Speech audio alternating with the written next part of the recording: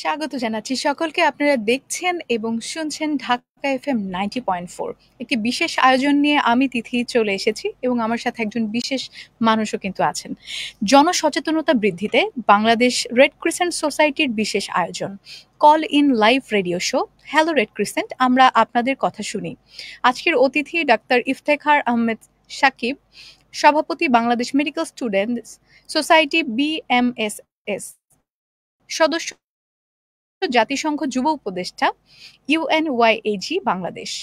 আজকে আমরা যে বিষয় নিয়ে কথা বলবো, ডেঙ্গু প্রতিরোধ, ঘরের ভেতর এবং আশেপাশে করণীয়, চিকুনগুনিয়া সম্পর্কে সচেতনতা, বন্যার পর পানিবাহিত রোগ প্রতিরোধ, শিশু, নারী, প্রবীণ ও প্রতিবন্ধীদের স্বাস্থ্য সুরক্ষা, কমিউনিটি পর্যায়ে প্রতিরোধমূলক ব্যবস্থা ও স্বেচ্ছাসেবীদের ভূমিকা। স্বাগত জানাচ্ছি আপনাকে ভাইয়া। অনেক ধন্যবাদ আপু, ঢাকা এফএম এর সাথে লাইভ হতে পেরে আরো অনেক ভালো লাগছে। দর্শক শ্রোতারা যারা দেখছেন তারা অবশ্যই আপনাদের প্রশ্নগুলো আমাদের লাইভের বিষয়ের উপরে আপনারা কমেন্ট সেকশনে জানাবেন। একদমই, অনেক ধন্যবাদ জানাচ্ছি। এবং আমাদের সহযোগিতায় আছে community engagement and accountability CEA Bangladesh red crescent society. স্বাগত জানাচ্ছি আপনাকে। এবং শুরু হয়ে গেল এই মুহূর্তে। যারা দেখছেন আমাদেরকে, দর্শক এবং শ্রোতা, তারা অবশ্যই বেশি বেশি করে এই ভিডিওর নিচে লাইক, কমেন্ট এবং শেয়ার করবেন এবং কমেন্ট করে কোনো প্রশ্ন থাকলে সেটা জানিয়ে দিতে পারেন। প্রথমে চলে যাব ভাইয়ের কাছে। কেমন আছেন? অনেক ভালো আছি আপু। আমি মাত্র হাসপাতাল থেকে আপনাদের এখানে সরাসরি লাইভে যুক্ত হয়েছি। আর আজকে লাইভের টপিকটা দেখে দর্শকদের সাথে কথা বলবো, আপনার সাথে গল্প করব, সেই বিষয়টা ভেবে আরো ভালো লাগছে। অনেক ধন্যবাদ। তো প্রথমে আমাদের যেটা থাকে যে আমাদের জনসচেতনতার কথা যদি আমরা বলি, এই যে সময়টা যাচ্ছে, আমাদের যে মৌসুমটা, এই সময়ে কিন্তু ডেঙ্গু জ্বর এবং চিকুনগুনিয়া আমরা অনেক সময় ডিফার করতে পারি না যে ডেঙ্গু জ্বর কোনটা বা চিকেনগুনিয়া বা চিকুনগুনিয়া কোনটা।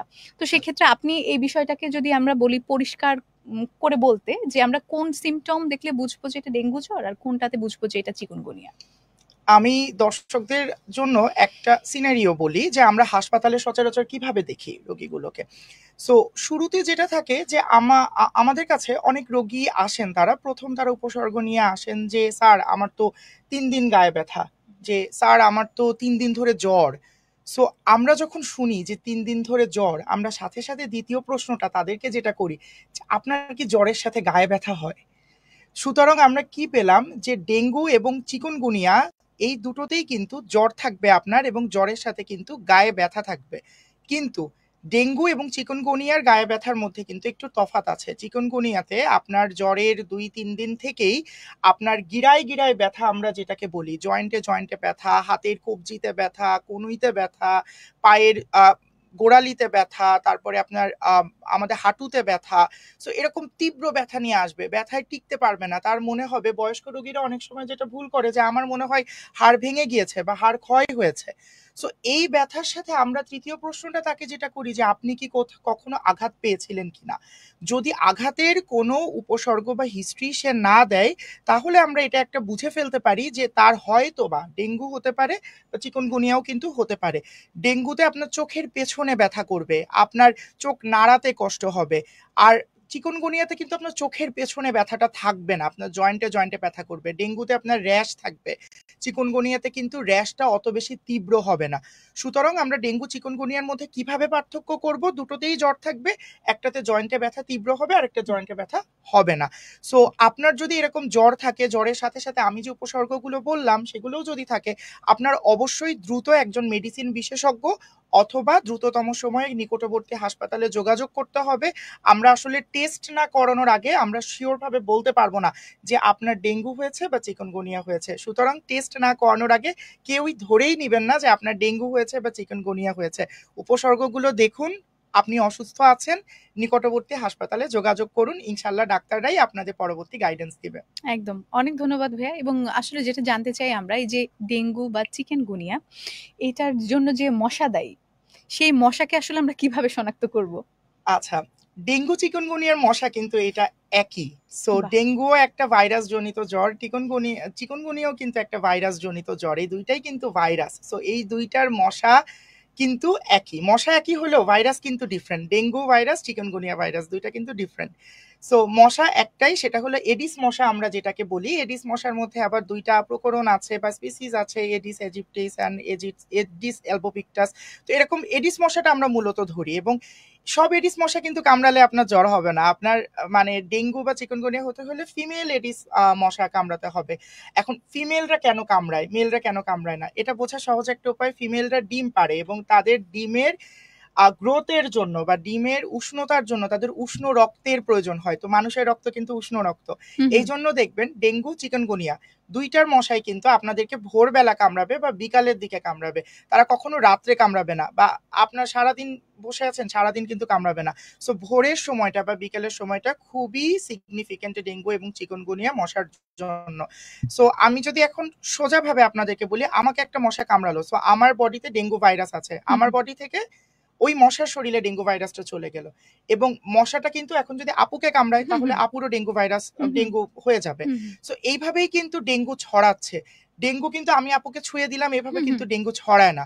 ডেঙ্গুর প্রকোপ বাড়ছে আমরা বলতে কি বুঝি, যে একটা বাসায় যদি একটা ডেঙ্গু মশা একজনকে কামড়ায় আর বাকি বাসায় যারা আছে তাদের কিন্তু ডেঙ্গু হওয়ার চান্স অনেক বেশি। হাসপাতালে যারা রোগীরা আছেন, হাসপাতালে কোনো একটা রোগীর যদি ডেঙ্গু থাকে, আপনার আশেপাশের কিন্তু ডেঙ্গু হওয়ার চান্স অনেক বেশি। সো যাদেরই আশেপাশে ডেঙ্গু আছে তারা একটু সাবধান থাকবেন, এটাই আমরা বলবো। অনেক ধন্যবাদ। এবং একটু দেখে আসি ফেসবুকে কারা যুক্ত হয়েছেন আমাদের সাথে। আমাদের সাথে আছেন আনোয়ার হোসাইন আয়ান। আমাদের প্রোগ্রামটি শুরু হয়ে গেছে, অনেক ধন্যবাদ। ড্যানিয়েল মারেক দীপ্ত লিখেছে, শুনছি সিলেট থেকে, অনেক ধন্যবাদ ড্যানিয়েল। এমডি রঞ্জু মিয়া আছেন, নারায়ণগঞ্জ থেকে যুক্ত হলাম, কেমন আছেন? আমরা ভীষণ ভালো আছি এবং নিশ্চয়ই আপনারাও খুব ভালো থাকবেন এই আশা করেই আসলে আজকে আমাদের এই আয়োজন। তো আমার একটা খুব প্রশ্ন আছে, সেটা খুবই সিলি হতে পারে, কিন্তু আমার কাছে মনে হয় যে আমরা বললাম যে মশা সকাল বেলায় কামড়াবে, রাতে কামড়াবে না। যদি এমন হয় যে কোনো মশা আমার রুমে লুকিয়ে ছিল, পরে সেই মশাটি আমাকে কামড়েছে, তখন তো হতে পারে নাকি সে কামড়াবে না? সেই জন্য আমরা কিন্তু বলি যে জমা পানিতে ডেঙ্গু মশার প্রকোপটা বাড়ে। একদম। আপনার রুমের কোথায় লুকিয়ে থাকবে? রুমে তো আলমারির মধ্যে লুকিয়ে থাকবে না, রুমে কিন্তু ওয়াশরুমের মধ্যে লুকিয়ে থাকবে না, থাকবে যদি আপনার বাথরুমে ময়লা পানি জমা থাকে। ডেঙ্গু মশা কোথায় ডিম পাড়তে ভালোবাসে? যেখানে স্থির পানি আছে। তো স্থির পানি কোথায় থাকে? একটা বদ্ধ জায়গা, সেখানে পানিটার কোথাও যেতে পারছে না। সো সেটা কোথায় হতে পারে? আপনার ফুলের টবে হতে পারে। ফুলের টবের আমরা অনেকে একটা কাজ করি আপু, যে ফুলের টবের নিচে আমরা একটা ছিদ্র করে ওইটা আবার একটা বাটি দিয়ে রাখি নিচে। সো ওই ছিদ্র দিয়ে পানিটা বের হয়ে তো টবেই জমা হচ্ছে। সো ওই পানিটা যদি 2 দিন থাকে, ডেঙ্গু মশার খুবই প্রিয় জায়গা যে ওইখানে সে ডিমটা পারবে। সো সে যদি ওখানে ডিমটা পারে, সেখান থেকে 3 দিন পরে আবার বাচ্চা হচ্ছে, সো সেই বাচ্চাটা কিন্তু আপনার থেকে যাচ্ছে। আমাদের অনেকের বাসায় পানির ট্যাঙ্কি আছে, সেই পানির ট্যাঙ্কিগুলো আমরা পরিষ্কার করছি না। আমাদের অনেকের বাসায় আমরা মানি প্ল্যান্টের মধ্যে পানি দিয়ে রাখি। সো এইটা আমার বাসায় যখন করা হয়েছিল, আমি তখনই বলেছিলাম এইটা ডেঙ্গু মশার বিস্তারের একটা অন্যতম বড় জায়গা। অনেকে পানি দিয়ে অনেক কারুকার্য করে থাকেন, বা বদ্ধ জলাশয়ের পাশে থাকেন, বা বদ্ধ পুকুরের পাশে থাকেন, পুকুরে ময়লা জমে আছে, কেউ পরিষ্কারও করে না। এই জায়গাগুলো থেকে কিন্তু ডেঙ্গু মশার বিস্তারটা অনেক বেশি হতে পারে।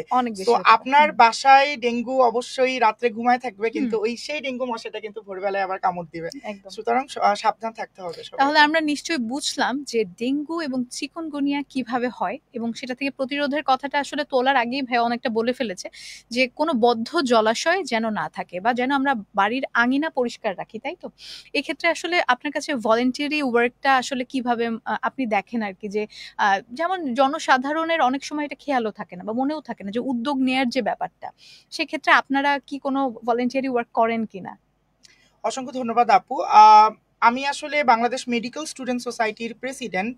তার মানে বাংলাদেশ মেডিকেল স্টুডেন্ট সোসাইটি বাংলাদেশের মেডিকেল স্টুডেন্টদের নিয়ে লার্জেস্ট ভলেন্টারি নেটওয়ার্ক। আমরা প্রায় 80টা মেডিকেল কলেজ এবং বাংলাদেশের প্রত্যেকটা জেলাতেই আমরা কাজ করছি। আমাদের কাজের একটা প্যাটার্ন আমি আসলে আজকে সবার সাথে শেয়ার করতে চাই। আমরা সবাই না অনেকে মনে করি যে বর্ষা আসলেই মনে হয় ডেঙ্গুর সচেতনতা বৃদ্ধি করতে হবে, বর্ষা আসলেই আমাদের সিটি কর্পোরেশনের অনেক ধরনের উদ্যোগ শুরু হয়।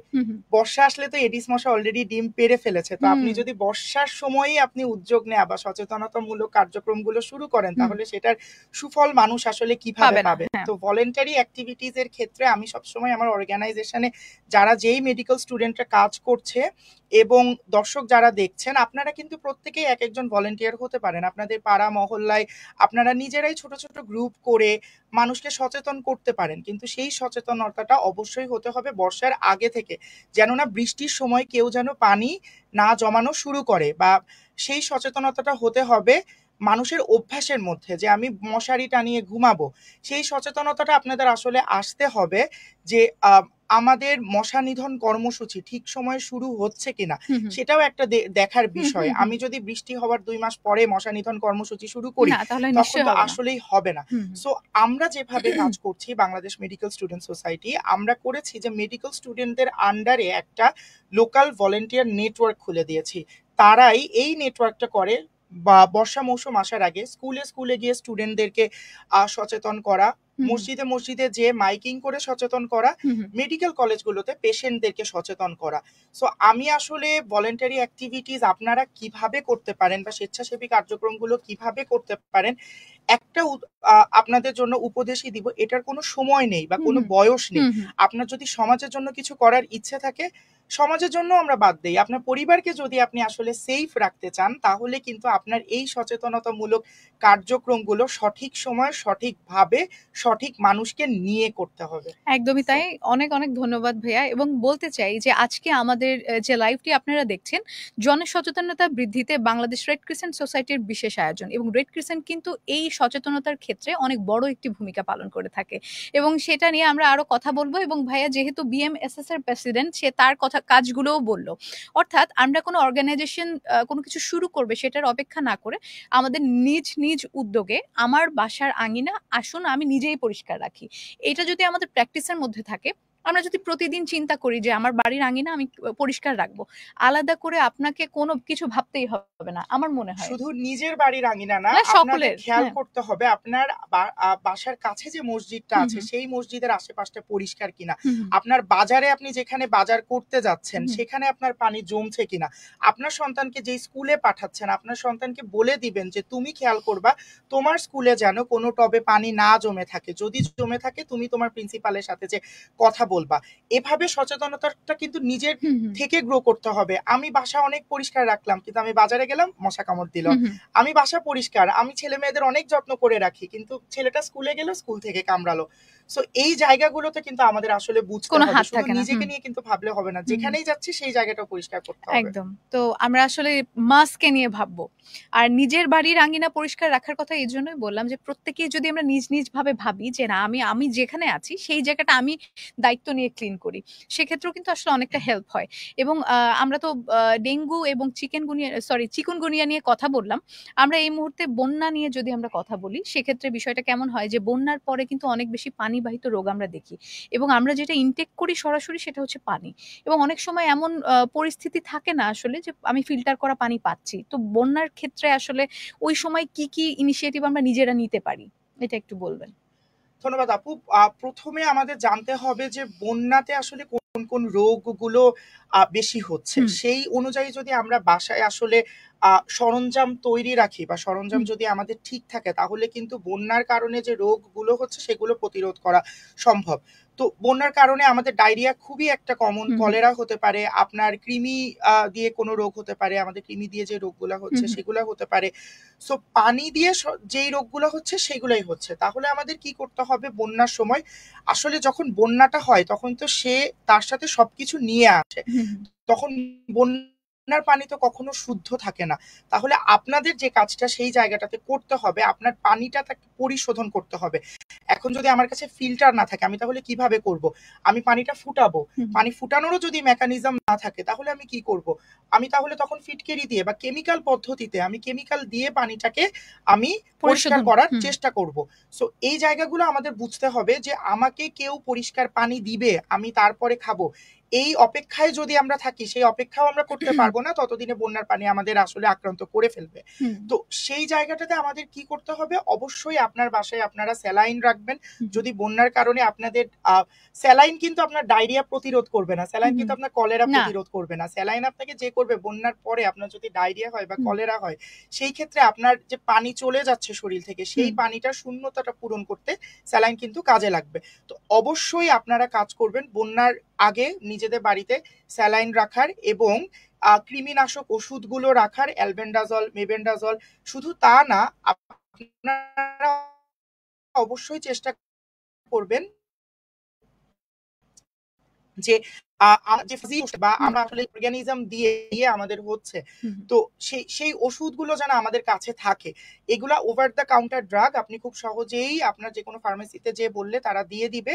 আর অবশ্যই যে কোনো রোগ হলে দ্রুত ডাক্তারের শরণাপন্ন হবেন। আপনার কি ধরনের অসুখ হয়েছে, এক একটা অসুখ কিন্তু এক এক রকম, তো সেভাবে আপনাদেরকে চিকিৎসকের শরণাপন্ন হতে হবে। তো বন্যার আসলে সচেতনতাটা শুরু করতে হবে যে বন্যা প্রবণ যে এরিয়াগুলো আছে, ঢাকা কিন্তু বন্যা প্রবণ এরিয়া না, ঢাকাতে কিন্তু আমরা বন্যা দেখি না। বন্যা প্রবণ এরিয়াতে আপনি নিজেই বুঝবেন যে আপনার এরিয়াতে গত বছর বন্যা হয়েছিল কিনা, সাতক্ষীরাতে, সিলেটে বা চিটাগং এর এরিয়াতে যেখানে আপনার মাটি নিচু, যেখানে আপনার বন্যা হচ্ছে, সেই জায়গাগুলোতে আপনার অবশ্যই বন্যার আগে থেকে আপনার সচেতনতাটা শুরু করতে হবে। আপনি কিন্তু বুঝতে পারবেন না কখন বন্যাটা আসবে, প্রাকৃতিক দুর্যোগ কিন্তু আমরা বলতে পারি না কখন বন্যাটা আসে। তখন যদি আপনি আসলে বলেন যে আপনার বাসায় সেই স্যালাইনটা নাই বা সেই ওষুধগুলো নাই, তাহলে আপনার ডায়রিয়া, কলেরা কিন্তু আসলে প্রতিরোধ করা অনেক দুঃসাধ্য হবে। তো আমি সেটাই বলবো যে বন্যার নিয়ে প্রস্তুতি আপনাদের অনেক আগে থেকে গ্রহণ করতে হবে এবং এই ওষুধগুলো আপনাদের সাথে রাখতে হবে যে কোনো পানিবাহিত রোগ মোকাবেলা করার জন্য, এবং পানিটাকে বিশুদ্ধ করে ব্যবহার করতে হবে। এই জায়গাগুলো একটু আমি বলতে চাচ্ছি। একদমই মনের কথা। আসলে ডক্টর আমাদের মনের কথাগুলোই বলেছেন যে পূর্ব প্রস্তুতি, যে কোনো হ্যাজার্ড, এটা তো একটা হ্যাজার্ডই, আমরা যদি পূর্ব প্রস্তুতি রাখি যে আমি সামনে এই সমস্যায় পড়তে পারি, যদি আমি পড়ে যাই তাহলে আমি আসলে কিভাবে উতরাবো, এটাও একটা কিন্তু ফার্স্ট এইডের মতো একটি বিষয়, সেটা কিন্তু আমাদের সাথে সাকিব ভাইয়া বললেন। এবং প্রিয় শ্রোতা, আপনারা শুনছেন আমাদের এই মুহূর্তে, এবং আপনারা অনুষ্ঠান চলাকালীন সময়ে কিন্তু আমাদেরকে কল করতে পারবেন এবং যদি কোনো বিষয়ে প্রশ্ন থাকে সেটাও করতে পারবেন 01841904904 এই নম্বরটি আরো একবার বলছি 01841904904 এই নম্বরে আপনারা আমাদেরকে কল করে যে কোনো প্রশ্ন করতে পারেন এবং আমাদের সাথে আছেন ডক্টর সাকিব। উনি যে কোনো প্রশ্নের উত্তর আপনাদেরকে দিতে পারবে, যেহেতু আজকে আমরা এই জনসচেতনতামূলক এই প্রোগ্রামের উদ্দেশ্যই হচ্ছে মাস পিপলকে জানানো। অনেক ধন্যবাদ ভাইয়া। তো আমার মনে হয় যে বাচ্চারা অনেক বেশি এটার কি বলবো, যে তারা টার্গেটেই থাকে আসলে, যে কোনো হ্যাজার্ড শুরু হবে বাচ্চা বা প্রতিবন্ধী বা প্রবীণ, তাদেরকে এই সময় আসলে কিভাবে সেফ রাখা যায়? আমরা যখন কোনো ডিজাস্টার, আমরা আসলে ওয়ার্ডটা ইউজ করি যে কোনো যখন ডিজাস্টার হচ্ছে বা যে কোনো মহামারী বা যে কোনো রোগের যখন প্রকোপ বাড়ছে, সেটা হোক ডেঙ্গু, চিকেনগুনিয়া, সেটা হোক করোনা, আমাদের আসলে ভালনারেবল পপুলেশন বা যারা আসলে বেশি এফেক্টেড হতে পারে তাদের দিকে আমাদের নজরটা বেশি রাখা উচিত। এই ভালনারেবল পপুলেশনকে আমরা বেসিক্যালি 4টা মোটা দাগে ভাগ করি।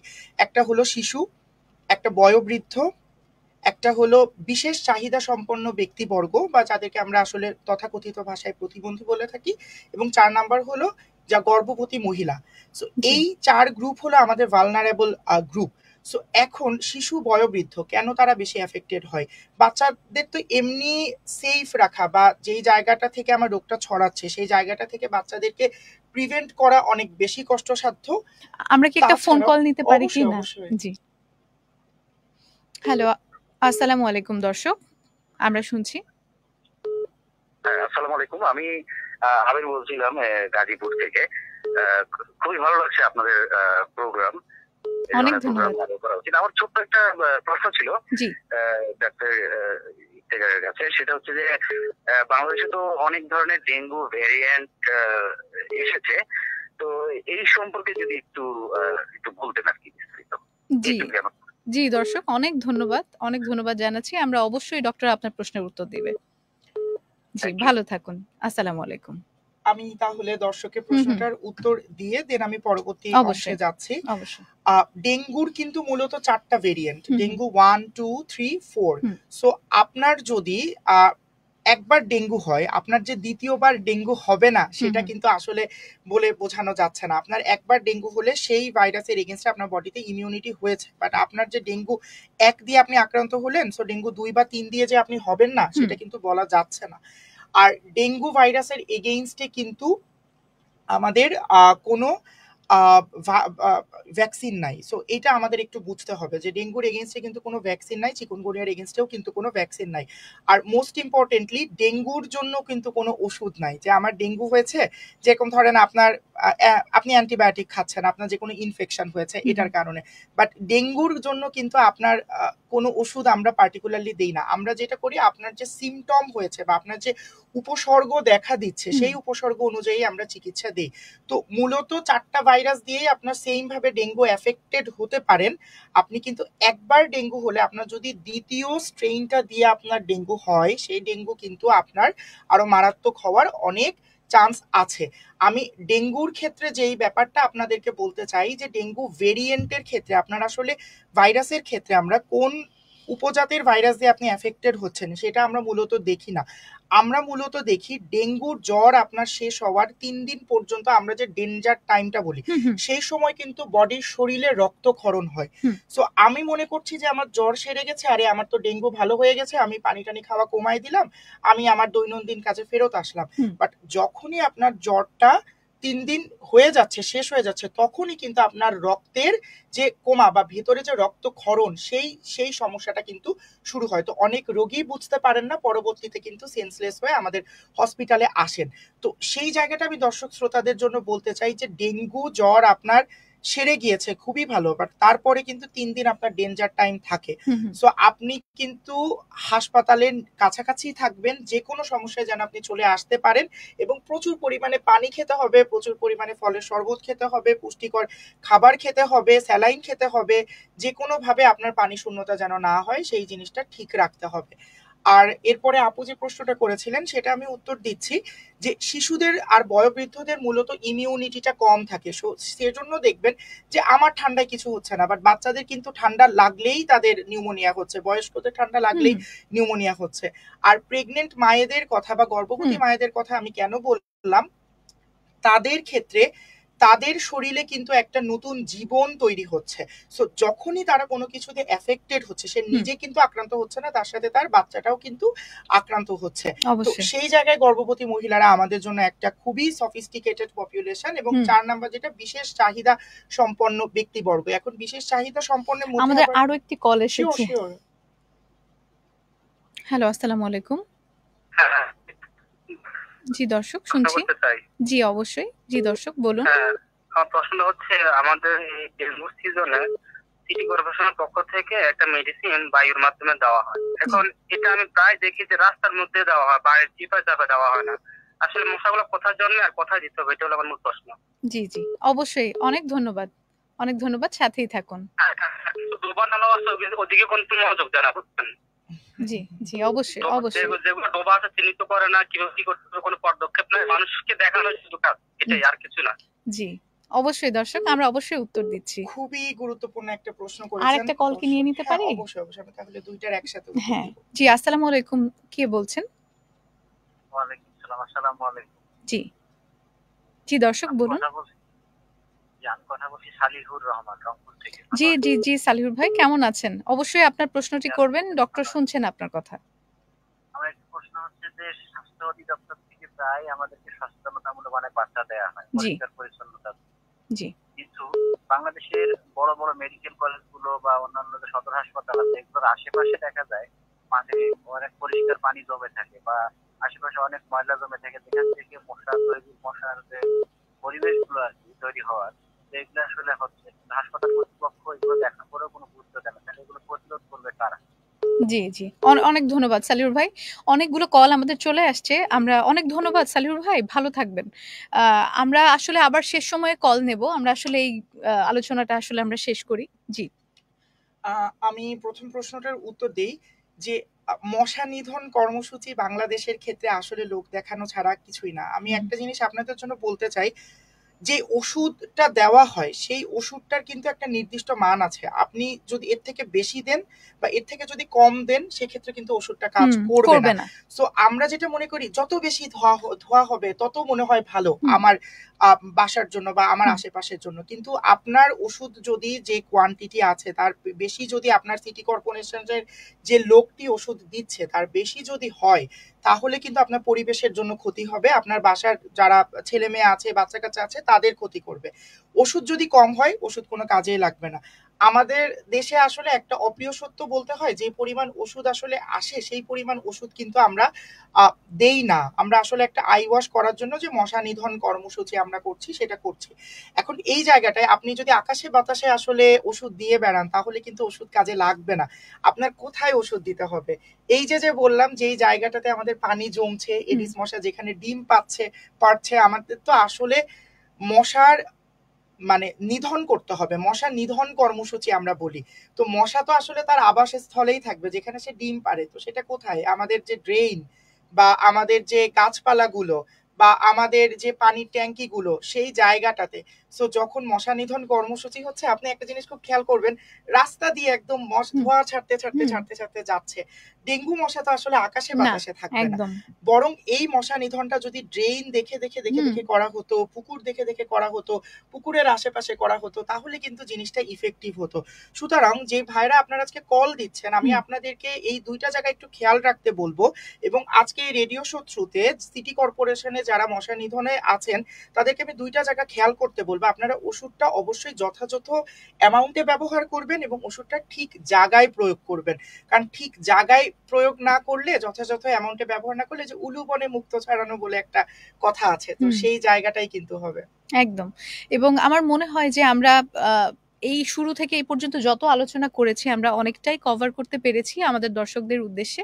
এবং সিটি কর্পোরেশনকে আসলে আলাদা করে আমরা বলার কেউ নই।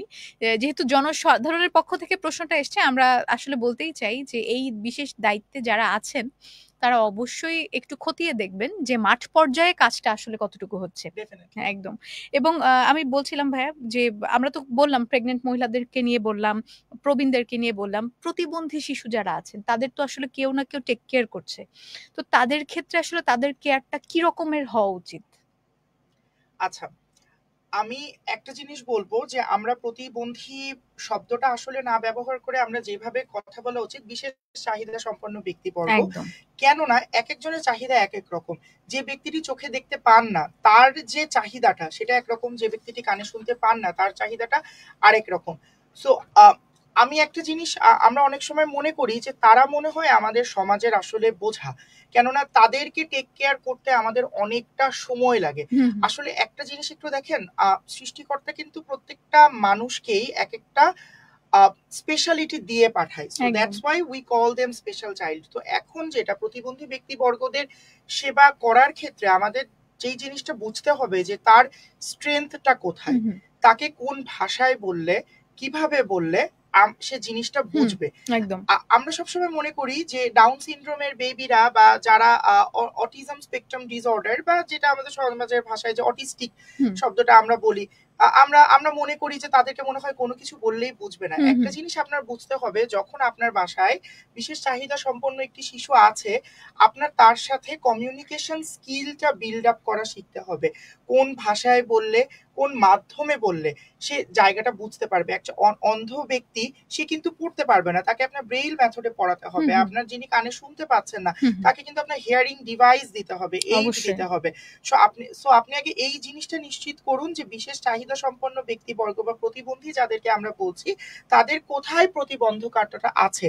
সো সেই প্রতিবন্ধকতাটা আমাদের আগে টেক কেয়ার করতে হবে, তাদেরকে সেই সুযোগটা দিতে হবে, একটু এক্সট্রা এফোর্ট দিতে হবে তাদের জন্য। দিলেই কিন্তু তারা সমাজে খুব সুন্দরভাবে মানিয়ে নিতে পারবেন। সো এই জায়গাটা আমি একটু সবাইকে আজকে লক্ষ্য করতে বলবো। সো আপনার বাসায় যদি এরকম বিশেষ চাহিদা সম্পন্ন ব্যক্তিবর্গ থাকে, তাকে এই ডেঙ্গু, চিকেনগুনিয়া বা বন্যা, এই সকল জিনিস নিয়ে বলুন। তার নিড অনুযায়ী সে যতটুকু ইনফরমেশন নিতে পারবে, এবং নিজের পাশাপাশি তার দিকেও খেয়াল রাখুন। ইনশাল্লাহ তারা সমাজের বোঝা না, তারা সমাজের অ্যাসেট হবে।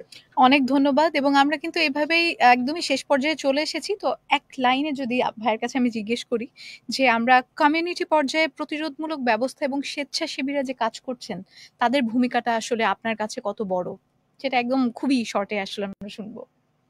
তাদের ভূমিকাটা বড়, কেননা তারা কোনো টাকা নিয়ে কাজ করে না, তারা নিজের ইচ্ছায় কাজ করে। তারা তাদের সময়টা দিচ্ছে একটা সুন্দর পৃথিবী তৈরি করার জন্য।